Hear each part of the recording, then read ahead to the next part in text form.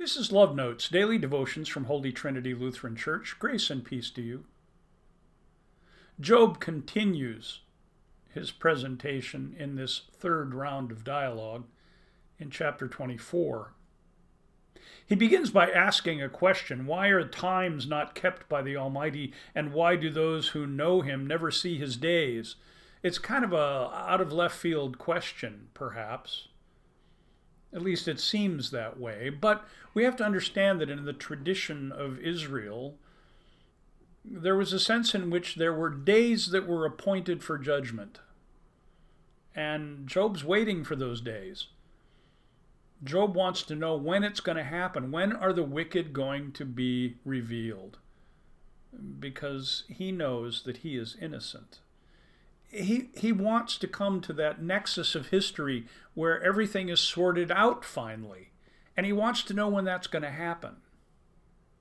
The trouble with this is that we humans like to keep things on a schedule. When we hear the term the day of judgment, we want to know what day that will be and at what time it will start, so we can write it down on our calendars and be ready for it. God doesn't work on chronos time. That's the Greek word for that sort of time, where calendars and clocks organize the way time unfolds. That's really a human construction. It has nothing to do with the way the universe works. God works on kairos time. Things happen when they're ready to happen. Things happen when God says it's time. We don't like that. Job, rhetorically, is asking, why can't I depend upon God to work this all out? When is that going to finally happen?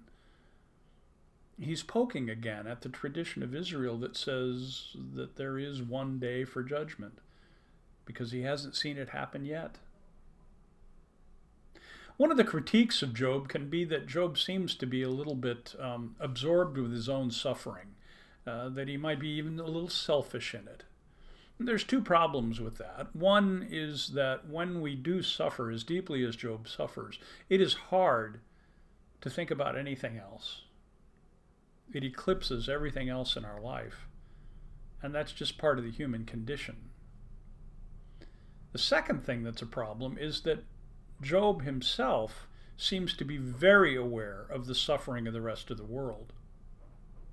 He goes on in verse 2, the wicked remove landmarks, they seize flocks and pasture them. They drive away the donkey of the orphan, they take the widow's ox for pledge.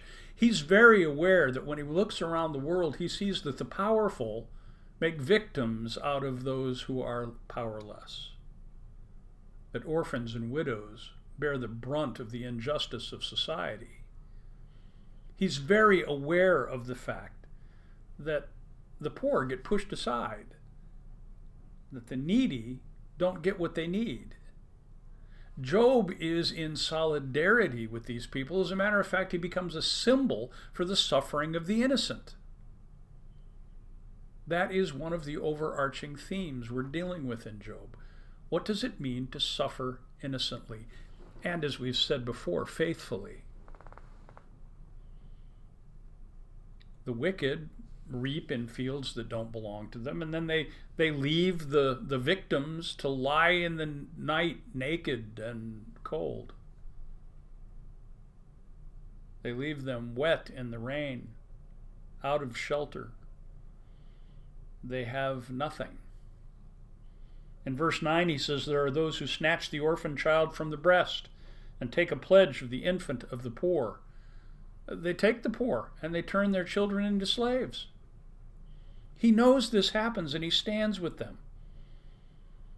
He is giving a recount of all of the suffering and the brokenness of the world. And he cries out to God to stop not just his suffering and to answer his questions, but to answer the questions on behalf of all those who suffer. Job suffers with us. From the city, he says, the dying groan and the throat of the wounded cries for help. And then here is his observation, his own experience, yet God pays no attention to their prayers. That's how Job feels, that God does not pay attention to the prayers of those who innocently suffer. What's that based on? His own experience. He's not bound up with the tradition that he has to maintain, like his friends, that says that God must answer prayer for God to be God, or have some construct of God that says, well, we must not be just listening. He's not going to idly and fastly just get rid of those things. His experience tells him that God isn't listening. And so his words before God dare to walk in that direction. He speaks of murderers and victims, and he sits with them in the dust. In verse 15, he begins to talk about the fact that there are those who sin and those who do evil who are sure that God does not see them. The eye of the adulterer also waits for the twilight, saying, no eye will see me. He disguises his face. In the dark they dig through houses. By day they shut themselves up. Job knows what it means for the world to suffer. Job speaks for all those who suffer. And perhaps even more, he's beginning to recognize that God sees these things too. God must see these things. And so we can ask the question, what does it mean for the divine nature of God to be impacted by the suffering of the world? What kind of grief does God bear as he sees his children, his innocent ones, his faithful ones like Job, accosted by evil? Job's perception in verse 22 is that God prolongs the life of the mighty by his power. They rise up when they despair of life. That God is somehow propping up the rulers and the powerful ones. And I have to tell you, we live in a world that isn't much different from this. The richest people in this world seem to be getting richer day by day, and they often don't seem to care one whit about the people who they make that money off. Their employees go without. They aren't paid a fair wage. Their jobs are eliminated when there's a cheaper place that will do it. And the consumer, well, the consumer bears the bill. There's nothing we can do about it because we need the very fabric and staples of life to sustain us.